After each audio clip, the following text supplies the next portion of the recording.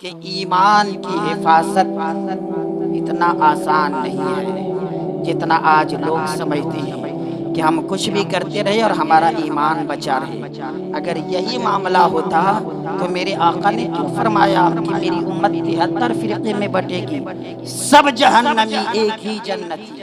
کیوں آپ نے فرمایا میری امت میں یعنی کلمہ پڑھنے والوں میں 73 فرقے ہوں گے اور ایک ہی جنتی ہوگا، باقی سب جہنمی؟ تو اس دور میں اگر کوئی چیز خطرے میں ہے تو وہ ہے ایمان۔ نماز، روزہ، حج، زکوٰۃ یہ خطرے میں نہیں، یہ تو سب لوگ کرتے ہیں۔ ہر اپنے آپ کو مسلمان کہنے والا ہر شخص نماز پڑھتا ہے، ہر شخص روزہ رکھتا ہے، ہر شخص قرآن کی تلاوت کرتا ہے، مگر میرے آقا کا فرمان ایک ہی فرقہ جنتی ہوگا، باقی سب جہنمی۔ تو اس دور میں نماز، روزہ، حج، زکوٰۃ خطرے میں نہیں، ایمان خطرے میں ہے۔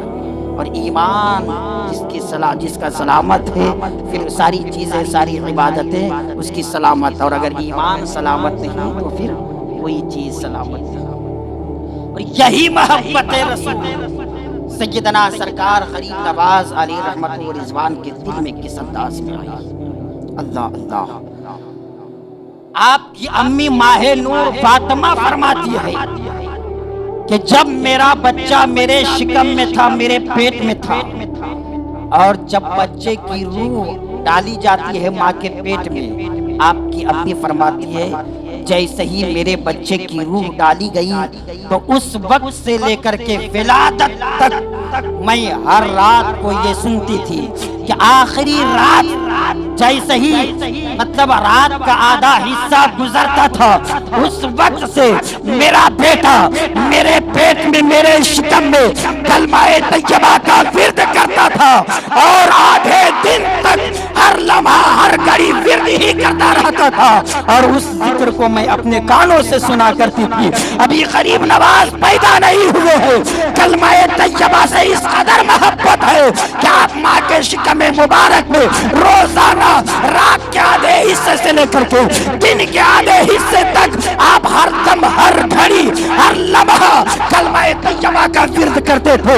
میرا وجدان کہتا ہے کہ آپ کوئی ذکر نہیں کرتے تھے، آپ کوئی اوراد و وظائف نہیں کرتے تھے، صرف آپ کلمہ طیبہ پڑھتے تھے، کیونکہ آپ دیکھ رہے تھے مجھے ہندوستان کی سرزمین پہ جا کر کے یہی کلمہ 90 لاکھ غیر مسلموں کو پڑھانا ہے، اس لیے آپ ماں کے شکم مبارک سے کثرت سے کلمہ طیبہ کا ورد کرتے تھے۔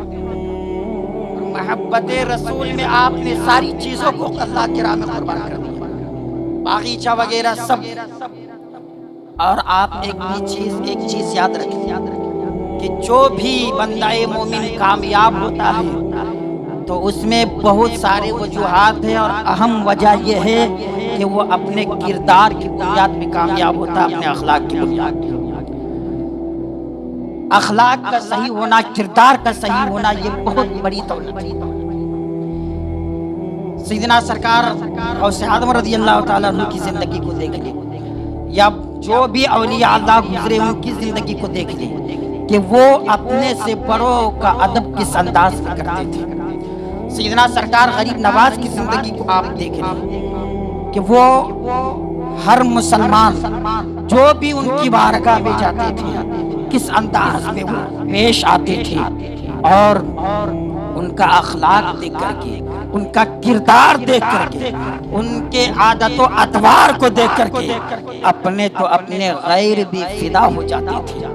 خود آپ فرماتے 20 سال اپنے پیر و مرشد کی خدمت میں میں رہا، نہ رات کو میں نے اپنے آپ کو آرام کرنے دیا، نہ دن کو میں نے آرام کیا، رات و دن پیر و مرشد کی خدمت میں رہا 20 سال تک۔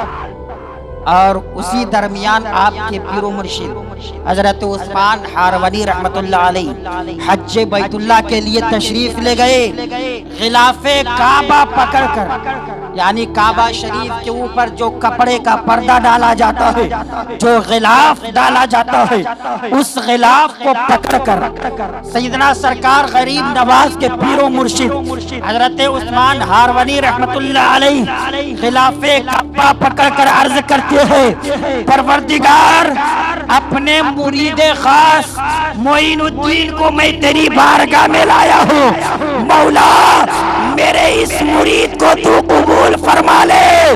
آواز آئی ہے عثمان ہارونی گواہ ہو جا، میں نے معین الدین کو بھی قبول کیا اور اس کے چاہنے والے کو بھی میں نے قبول کیا۔ میں معین الدین کو بھی قبول کرتا ہوں اور اس کے جتنے چاہنے والے ہیں سبوں کو قبول کرتا ہوں۔ آج کچھ لوگ چڑھتے ہیں غریب نواز کا نام سن کر، مگر انہیں پتہ نہیں کہ سیدنا سرکار غریب نواز نہیں آتے تو ہم کیا ہوتے۔ 90 لاکھ غیر مسلموں کو کلمہ پڑھائے نا، کس نے پڑھائے؟ غریب نواز علیہ رحمت اللہ۔ آج شان سے سب لوگ ہندوستان میں کہتے ہیں ہم صدیقی ہیں، ہم خان ہیں، ہم پٹھان ہیں، تو ہم یہ ہیں وہ ہیں۔ پھر 90 لاکھ جن غیر مسلموں کو کلمہ پڑھائے تھے وہ لوگ ہمارے سے مر گئے کیا؟ وہ لوگ بھی تو شادی کیے ہوں گے نا۔ پھر وہ چمار، وہ دلت، وہ سکھ، وہ عیسائی، 90 لاکھ جو غیر مسلموں کو آپ نے کلمہ پڑھایا تھا ان کی نسلیں نہیں چلی، پھر ان کا سرنیم کیوں نہیں لگتا؟ کہاں گئے وہ؟ ان کی نسلیں تو چلی ہوگی نا۔ پھر یہ ایک شک والی بات ہے، کوئی کنفرم کے ساتھ اپنے آپ کو نہیں بتا سکتا کہ میں یہ ہوں، میں صدیقی ہوں، میں شیخ ہوں، میں خان ہوں، میں پٹھان ہوں۔ یہ ایک شک والی بات ہے، کنفرم کے ساتھ کوئی نہیں کر سکتا دعوے کے ساتھ۔ احسان غریب نواز کا کہ ہندوستان کی دھرتی پہ آئے اور مذہب اسلام کا پرچم اس انداز میں لہرائے۔ اچھا، ایک پوائنٹ کی بات، حج بیت اللہ سے فارغ ہونے کے بعد جب آپ مصطفیٰ کی بارگاہ میں حاضری دیے، آپ سو رہے تھے، آرام کر رہے تھے، خواب میں آپ نے کیا دیکھا کہ نبی آخر الزمان تشریف فرمائے؟ سبحان اللہ۔ اس زندگی کا مزہ ہی کچھ اور ہو جاتا ہے، اس خواب کا مزہ، اس رات کا مزہ، اس وقت کا مزہ کچھ اور ہو جاتا ہے جس وقت میرے آقا سرور کائنات صلی اللہ علیہ وسلم کسی اپنے عاشق کو اپنی زیارت سے مشرف فرماتے۔ غریب نواز علی رحمت و رضوان آقا کی زیارت کرتی ہیں، میرے آقا فرماتے اے معین الدین تمہیں ہندوستان کی دھرتی پہ جانا ہے اسلام کا پرچم لہرانے کے لیے۔ سبحان اللہ۔ آقا کا حکم ہوا کہ تمہیں ہندوستان کی دھرتی پہ جانا ہے اسلام کا پرچم لہرانے کے لیے۔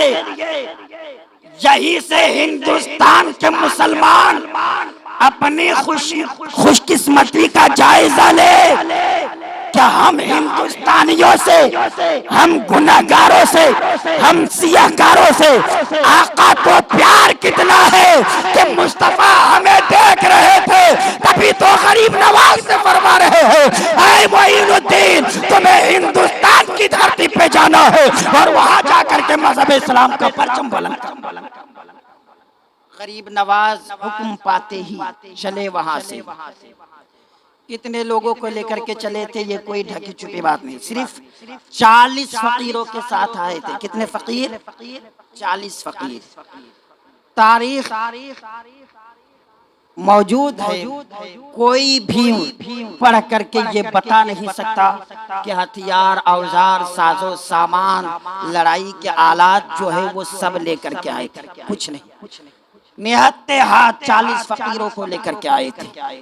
اور کیوں؟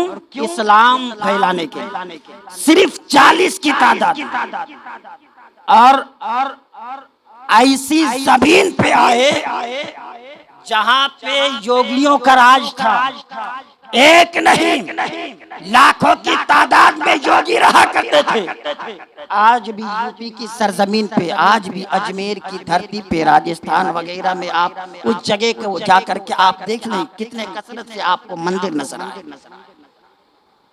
ایسی خطرناک جگہ پہ، ایسی بھیانک جگہ پہ 40 فقیروں کے ساتھ آئے، ہاتھ خالی، کوئی ہتھیار نہیں، کوئی ساز و سامان نہیں، کوئی بم نہیں، کوئی پستول نہیں، کچھ بھی نہیں۔ لوگوں نے کہا کیوں آئے ہو؟ بلا وجہ آئے ہو؟ ہزاروں کی تعداد میں غوری فوجی آئے تھے، وہ سب بھگا دیے گئے، جیت نہیں پائے، تم 40 کی تعداد میں آئے ہو، کیوں آئے ہو؟ ڈنکے کی چوٹ پہ آپ نے کہا اسلام کا پرچم بلند کرنے کے لیے آئے۔ بھروسہ اتنا مضبوط کیوں؟ یقین اتنا پختہ کیوں؟ اتنا مضبوط بھروسہ کہ اسلام کا پرچم گاڑ کر رہیں گے۔ اور جب آپ سے لوگوں نے کہا کہ ہزاروں کی تعداد میں سپاہی آئے تھے، وہ بھی ساز و سامان کے ساتھ، ہتھیار کے ساتھ، بم کے ساتھ، اوزار کے ساتھ، سب بھگا دیے گئے۔ آپ خالی ہاتھ آئے ہیں، آپ بھی بھگا دیے جائیں گے۔ غریب نواز نے برجستہ یہ جملہ کہا کہ سن، مجھے بھگانے والا خود ہی بھاگے گا۔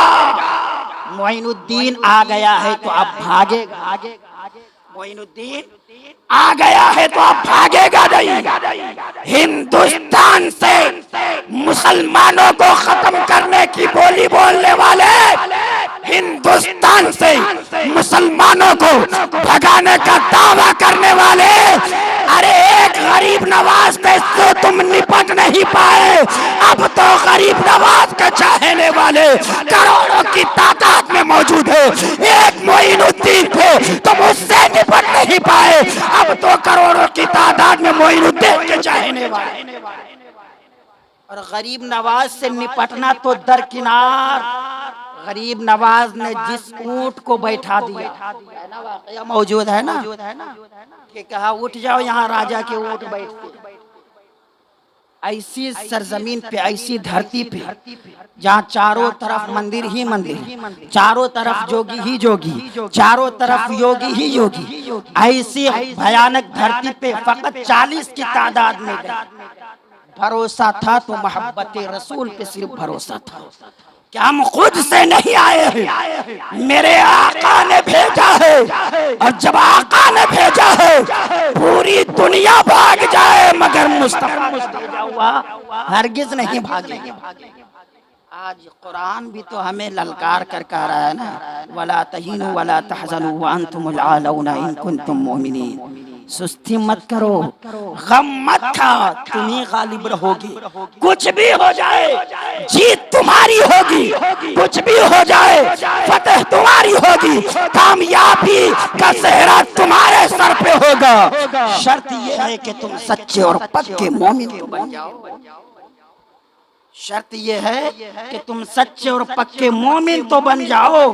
کوئی باطل طاقت بھی تم سے ٹکرانے کی طاقت اس کے اندر ہے ہی نہیں، صرف شرط یہ ہے کہ تم سچے اور پکے مومن بن جاؤ۔ محبت رسول پہ اس قدر اعتماد، 40 فقیروں کی تعداد میں آئے اور بیٹھ گئے۔ لوگوں نے کہا کہ یہاں راجہ کے اونٹ بیٹھیں گے، آپ کو ہر حال میں اٹھنا ہے۔ آپ نے کہا کہ اتنی لمبی زمین ہے، اتنا لمبا چوڑا میدان ہے، کہیں بھی بیٹھا سکتے ہو، کوئی خاصیت ہی کیا ہے ایسی، مطلب کیا خصوصی وجہ ہے کہ یہیں راجہ کے اونٹ بیٹھیں گے؟ کہا نہیں، یہیں بیٹھتے ہیں تو یہیں بیٹھیں گے۔ آپ نے فرمایا ٹھیک ہے، اب راجہ کے اونٹ ہی یہاں بیٹھیں گے۔ آپ اٹھے وہاں سے اور اونٹ بیٹھائے گئے۔ اب جب تک اونٹ کو بیٹھنے کا وقت تھا بیٹھے، آئے اونٹ کے چرواہے اونٹوں کو اٹھانے کی کوشش کیے مگر ایک بھی اونٹ نہیں اٹھا، ایک بھی اونٹ نہیں اٹھا۔ کیوں نہیں اٹھا؟ کل تک اونٹ فوراً اٹھتا تھا کیونکہ اونٹوں کو بیٹھانے والا چرواہا ہوتا تھا۔ آج ایک بھی اونٹ نہیں اٹھ رہے ہیں کیونکہ آج بیٹھانے والے غریب نواز ہیں، تو جن اونٹوں کو غریب نواز نے بیٹھایا ایک بھی اونٹ کو سارے سپاہی مل کے اٹھا نہ سکے، تو جن مسلمانوں کو غریب نواز نے بسایا ہے ان مسلمانوں کو یہ یوگی مودی طاقتیں کہاں ہٹا پائے گی؟ ارے جن اونٹوں کو غریب نواز نے بیٹھایا تھا ساری طاقتیں مل کر ان اونٹوں کو نہ اٹھا سکی۔ ہمیں بسایا ہے غریب نواز نے، ہمیں سجایا ہے غریب نواز نے، ہمیں رکھا ہے غریب نواز نے، کوئی ماں کا لال ہمیں بھگا نہیں۔ جب جانور کو غریب نواز نے بیٹھا دیا تو سارے لوگ مل کے ایک اونٹ کو نہیں اٹھا، مارتے مارتے ڈنڈے ٹوٹ گئے، لاٹھیاں ٹوٹ گئی مگر اونٹ اٹھا۔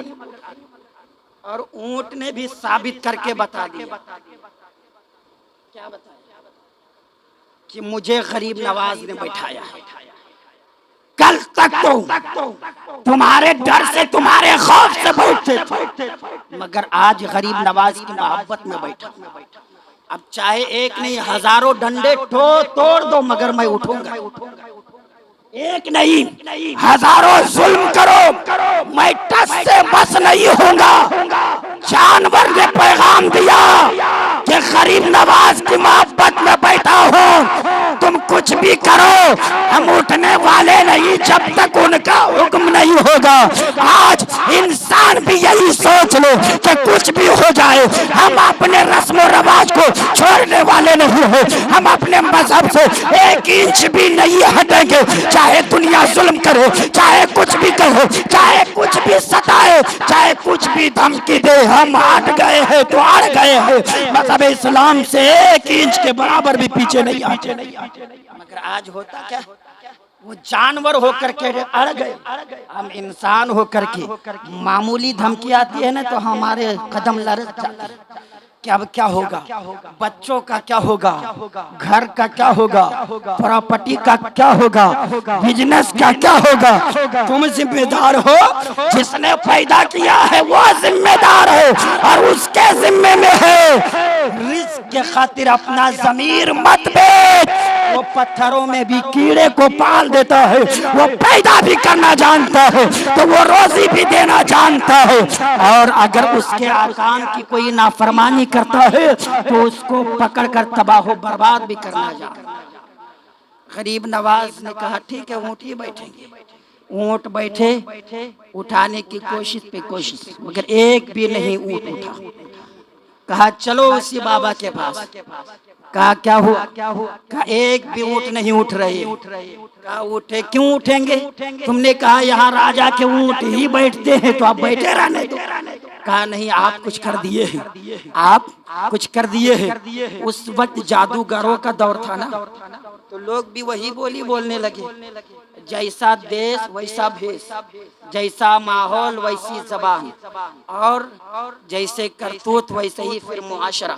کہا آپ نے ہو سکتا ہے جادو کر دیا ہو، معاذ اللہ، آپ کہہ دیجئے اونٹ اٹھے۔ آپ نے کہا جاؤ اونٹوں سے کہہ دینا کہ جس نے بیٹھایا اسی کا حکم ہے اٹھ جاؤ۔ تو سارے اونٹ اٹھ کر کھڑے ہو گئے۔ اب بھی یہ لوگ نہیں مانے، کھل کر تو مقابلہ کر نہیں سکتے، کہا پانی بند کر۔ اچھا یہ معاملہ بھی بارہا ہوتا ہے، نبی کے دیوانوں کے اوپر پانی کثرت سے بند کر دیا جاتا ہے کہ اب یہ لوگ ایسے ہی نہیں مانیں گے، ان کو پیاسا رکھو۔ مگر غریب نواز نے کیا کیا، آپ نے سنا ہوگا نا۔ صرف اہم پوائنٹ پہ میں گفتگو کر رہا ہوں۔ آنا ساگر کو سارے لوگ اکثر و بیشتر لوگوں نے دیکھا ہوگا، کتنا لمبا چوڑا تالاب ہے، کتنا پانی ہے۔ پورے اجمیر شریف والے اسی پانی کو استعمال کرتے تھے کثرت سے۔ آنا ساگر پہ پہرا، غریب نواز کے مریدین حضور اب کیا کرے، پانی تو ہے نہیں، نہ پینے کے لیے ہے، نہ کھانا بنانے کے لیے ہے، نہ وضو بنانے کے لیے ہے، اب ہم لوگ کرے تو کیا کرے۔ کہا جاؤ جہاں سے روزانہ لاتے تھے وہیں سے پانی لے کر کے آؤ۔ کہا وہاں سے کیسے لائیں، وہاں تو پہرا لگا ہوا، وہاں تو سپاہی موجود ہے، فوجی لوگ سب لوگ موجود ہیں، ایک قطرہ بھی پانی دینے کے لیے تیار نہیں ہے۔ کہا یہ لو لوٹا، اور جا کر کے کہنا کہ ایک لوٹا ایک کاسا صرف پانی دے دو، دوبارہ نہیں آئے۔ یہی ہے نا، غریب نواز نے اپنے ایک مرید کو ایک لوٹا دے کر کے بھیجا، کہا جاؤ ایک لوٹا پانی لے آؤ۔ اچھا مرید نے بھی یہ نہیں کہا حضور ایک لوٹے میں کیا ہوگا کہ ایک لوٹا لے کر کے آئیں گے، یہاں 40 لوگ ہیں، 40 لوگوں کا کھانا کیسے پکے گا، 40 لوگ وضو کیسے بنائیں گے، کچھ نہیں کہا۔ کہا ٹھیک ہے جو حکم آپ کا۔ وہ لوٹا لے کر کے چلا، سپاہی دیکھے، کہا کیا کیوں آئے ہو، کہا ایک لوٹا پانی لینے کے لیے آئے۔ سپاہی مسکرانے لگے، ٹھیک ہے نا ایک لوٹا لوگے اس کے بعد دوبارہ نہیں آؤ گے، کہا نہیں آؤں گا۔ سپاہی دیکھ دیکھ کر کے ہنسنے لگے کہ ایک لوٹے میں کیا ہوگا، یہ لوگ تو 40 کی تعداد میں ہے، ایک لوٹا پانی لینے کے لیے آیا ہے، ان کو لے لینے دو، ان کو دے دو، آسانی کے ساتھ ایک لوٹا دے دو۔ کیونکہ وہ لوگ صرف لوٹے کو دیکھ رہے تھے، سپاہیوں کی نظر صرف کاسے پہ تھی، سپاہیوں کی نظر صرف لوٹے پہ تھی، یہ نہیں دیکھ رہے تھے کہ لوٹا دینے والے کون۔ صرف لوٹا دیکھ رہے تھے کہ کتنا چھوٹا ہے، یہ نہیں دیکھ رہے تھے کہ لوٹا دینے والے کتنے بڑے ہیں۔ کہا ایک لوٹا، کہا دوبارہ نہیں مانگو گے؟ کہا نہیں مانگوں گا۔ سپاہیوں نے کہا جاؤ پورا بھر لو، پورا لوٹا بھر کے لے کر کے جاؤ۔ وہ مرید گیا انا ساگر کے پاس، لوٹا رکھ کر کے آہستہ کہا تجھے غریب نواز نے بلایا ہے۔ سبحان، کیا کہا؟ تجھے غریب نواز نے بلایا ہے۔ تو تاریخ گواہ ہے، پورا انا ساگر کا پانی لوٹے میں بھرنا شروع ہوا۔ انا ساگر اتنا بڑا تالاب، ایک قطرہ بھی انا ساگر میں نہیں رہا، اور صرف انا ساگر کا ہی پانی نہیں، پورے اجمیر کی دھرتی پہ جتنے کنویں تھے، جتنے حوض تھے، جتنے چھوٹے چھوٹے تالاب تھے، سب کا پانی سمٹ کر اسی کوزے میں آ گیا تھا، اسی لوٹے میں آ گیا تھا، اسی کٹورے میں آ گیا تھا۔ کیوں؟ اس لیے کہ سارا پانی دیکھ رہا تھا کہ جب انا ساگر جو سب سے بڑا تالاب ہے، جب وہ جا رہا ہے تو ہم تو چھوٹے چھوٹے ہیں، ہم کیوں نہ جائے؟ جب سردار جا رہا ہے ہم بھی چلیں گے۔ پورے اجمیر کی دھرتی میں جتنا پانی تھا سارا پانی سوکھ گیا، اور سب پانی سمٹ کر اسی کاسے میں آ گیا۔ اگر انا ساگر کا ہی پانی صرف آتا تب لوگ تو دوسری جگہ سے پانی پی سکتے تھے نا، سب پانی سمٹ کر چلے۔ سپاہی تو مست میں تھے، یہ لوگ چلے، دیکھے جب مڑ کر کے کہا پورا پانی ختم ہو گیا۔ ایک لوٹے میں غریب نواز کی بارگاہ میں حضور لے آئے، کہا رکھ دو، اب جتنا استعمال کرنا ہے استعمال کرو۔ ادھر کوہرام برپا، عورتیں الگ طرف رہی، بچے الگ طرف رہے، بوڑھے الگ، جوان الگ، جانور الگ۔ پورے اجمیر کی دھرتی پہ کھلبلی مچی کہ پورا پانی سوکھ گیا، اب کرے تو کیا کرے؟ کہا کیا لے کر کے آیا تھا؟ کہا لوٹا لے کر کے آیا تھا۔ کہا مذاق کر رہے ہو؟ ایک لوٹے میں سارا پانی کیسے چلا جائے گا؟ کہا صرف ایک ہی لوٹا مانگا تھا۔ کہا ایک ہی لوٹا لے کر کے آیا تھا؟ ہاں ایک ہی لوٹا لے کر کے آیا تھا۔ کہا جاؤ ان سے مقابلہ کرو، ان کو مارو، دھمکاؤ، ڈراؤ، ایک ہی لوٹے میں سارا پانی کیسے لے کر کے چلا جائے گا؟ جاؤ ہتھیار لے کر کے مقابلہ کرو۔ کہا حضور ہم لوگ نہیں جائیں گے۔ انا ساگر پہ پہرا لگائے، ایک لوٹا لے کر کے آیا، سارا پانی لے کر کے چلا گیا۔ اگر لڑنے کے لیے جائیں گے کہیں کیا پتا کہ ان کتنے لوٹے لے کر کے آئے ہو، دوسرا لوٹا نکالے سب کو ایک دوسرے لوٹے میں بند کر دیں گے، اس لیے ایک ہی لوٹا تھوڑیوں نہ لے کر کے آئے ہوں گے، نہ جانے کتنے لوٹے لے کر کے آئیں گے۔ اب ہمارے پاس اتنی طاقت نہیں کہ ہم ٹکرائے، ہم مقابلہ کرو۔ کہا پھر کیا کرو گے؟ کہا سنا ہے کہ جو مسلم ہوتے ہیں، جن کے دلوں میں نبی کی محبت ہوتی ہے، وہ سخت نہیں ہوتے، وہ نرم دل کے ہوتے ہیں۔ سبحان اللہ۔ ان کے پاس جا کر کے گڑ گڑائیں گے، فریاد کریں گے، روئیں گے، واپس کر دیں گے وہ پانی۔ ہوا ہی ایسا، سب لوگ گئے، گڑ گڑانے لگے، رونے لگے، فریاد کرنے لگے۔ غریب نواز نے کہا جاؤ اسی لوٹا کو لے کر کے انا ساگر میں انڈے۔ یوں ہی نہیں، آج اپنے تو اپنے غیر بھی مانگ رہے ہیں۔ آج بھی کوئی ایسا دن نہیں جہاں ہزاروں کی تعداد میں لوگ حاضری نہ دیتے ہوں۔ جائے کوئی دیکھ کر آئے اجمیر کی دھرتی پہ، کوئی ایسا دن نہیں پورا سال جہاں لوگ ہزاروں کی تعداد میں نہ جاتے ہو، اور عرس کے موقع پہ تو اتنی کثیر تعداد میں لوگ جاتے ہیں۔ اور یہ لوگ کہ کیوں جاتے ہو؟ کیوں غریب نواز کو پکارتے ہو؟ کیوں مدد مانگتے ہو؟ یہ تو شرک ہے، بدعت ہے۔ میں کہتا ہوں تجھے غیروں کی ہولی دیوالی دیتا ہوں مبارک، ہمیں غریب نواز کی محبت مبارک اولیاء اللہ مبارک جائے، جس کی قسمت میں جو ہے وہ کرے، مگر اولیاء اللہ کی محبت اتنی زبردست چیز ہے۔ قرآن نے کہا یا ایھا الذین آمنوا اتقوا اللہ، اے ایمان والو ڈرو تم اللہ سے، وکونوا مع الصادقین، اور سچوں کے ساتھ ہو جاؤ۔ وہ غریب نواز کی بارگاہ میں ہم نہیں جا سکتے، کوئی بات نہیں، مگر ہر مسلمان پہ، ہر ہندوستانی مسلمان پہ غریب نواز کا احسان ہے۔ اس احسان کو کبھی مت فراموش کرنا۔ تم نہ جا سکو کوئی بات نہیں، اور کہا گیا ہندوستان میں سب سے بہترین جگہ جہاں پہ دعائیں جلدی قبول ہوتی ہے وہ سیدنا سرکار غریب نواز علیہ رحمت و رضوان کی بارگاہ ہے۔ اولیاء اللہ کا ذکر کرنا یہ خدا کی سنت ہے، اور قرآن مقدس میں اللہ تبارک و تعالی نے اولیاء اللہ کا ذکر کیا ہے۔ ہم بھی اللہ تبارک و تعالی کے فرامین پہ عمل کرتے ہوئے اولیاء اللہ سے محبت کرتے ہیں، ہم دیوانے ہیں اولیاء اللہ کے، غریب نواز کے چاہنے والے ہیں۔ غریب نواز کی محبت میں ہم ضرور یہاں حاضر ہوں گے اور خراج عقیدت پیش کریں گے اور عرض کریں گے اے غریب نواز، آپ کی بارگاہ میں تو ہم نہیں آ سکے غریب نواز، مگر آپ کو اللہ تعالیٰ نے وہ طاقت و قوت عطا کیا ہے، آپ اپنے دیوانے کو، چاہے آپ کا دیوانہ دنیا کے کسی کونے میں رہے، آپ اسے فیضیاب کر سکتے ہیں۔ غریب نواز، ہم آپ کے دیوانے ہیں، ہم پہ آپ نظر کرم فرمائیے اور پوری امت مسلمہ پہ آپ رحم کیجئے۔ آج جو خصوصیت کے ساتھ ہندوستانی مسلمان در در کی ٹھوکریں کھا رہے ہیں، اے غریب نواز، آپ کی طاقت و قوت اللہ تبارک و تعالیٰ نے اتنی بلند و بالا کیا ہے کہ آپ کے جو ہو گئے ہیں پھر پوری باطل طاقتیں مل کر کے اس کا کچھ بگاڑ نہ سکی۔ اے غریب نواز، ہم پہ بھی آپ نگاہ کرم کر دیجئے کہ آپ کی سچی پکی محبت ہم سنیوں کے دل میں پیوست ہو جائے، تاکہ باطل طاقتیں اگر ہمیں کچھ دھمکی دے تو سینہ تان کر کھڑے ہو جائے کہ ہمارے غریب نواز ہندوستان کے راجہ کل بھی تھے، آج بھی ہے اور صبح قیامت تک رہیں گے، اور جب تک غریب نواز یہاں پہ آرام فرما ہے ایک بھی ہندوستانی مسلمان کو کوئی کچھ بگاڑ نہیں سکتا۔ یہ عقیدہ، یہ بھروسہ، یہ اعتماد اتنا مضبوط کر لو، پھر پہاڑوں کی چٹان سے ٹکرانے کی طاقت خود بخود سینے میں آئے گی۔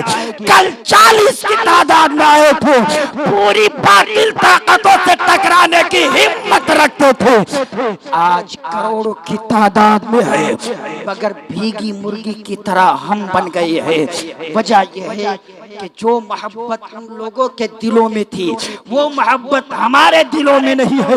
اگر وہ محبت آ جائے، آج بھی پوری دنیا میں لوگوں کو جتنا خوف ایٹم بم پرمانو بم سے نہیں ہے، اس سے کئی زیادہ مسلمانوں سے خوف ہے، اور یہی ہندوستان کی بات کر رہا ہوں۔ آج ہم سوچتے ہمارے پاس کچھ نہیں ہے مگر غیر کہہ رہے ہیں، آج بھی ہم سے غیر لرز رہے ہیں، کانپ رہے ہیں، ہمیں صرف دھوکہ دیا جا رہا ہے کہ ان کے پاس کچھ نہیں ہے، یہ کنگال ہے، غریب ہے، ہمارے پاس جو ہے پوری دنیا میں کسی کے پاس وہ ہے محبت رسول، اور اسی محبت سے سب لرز رہے ہیں۔ یہی محبت سب برقرار رکھیے، انشاءاللہ زندگی کامیاب ہوتی رہے گی۔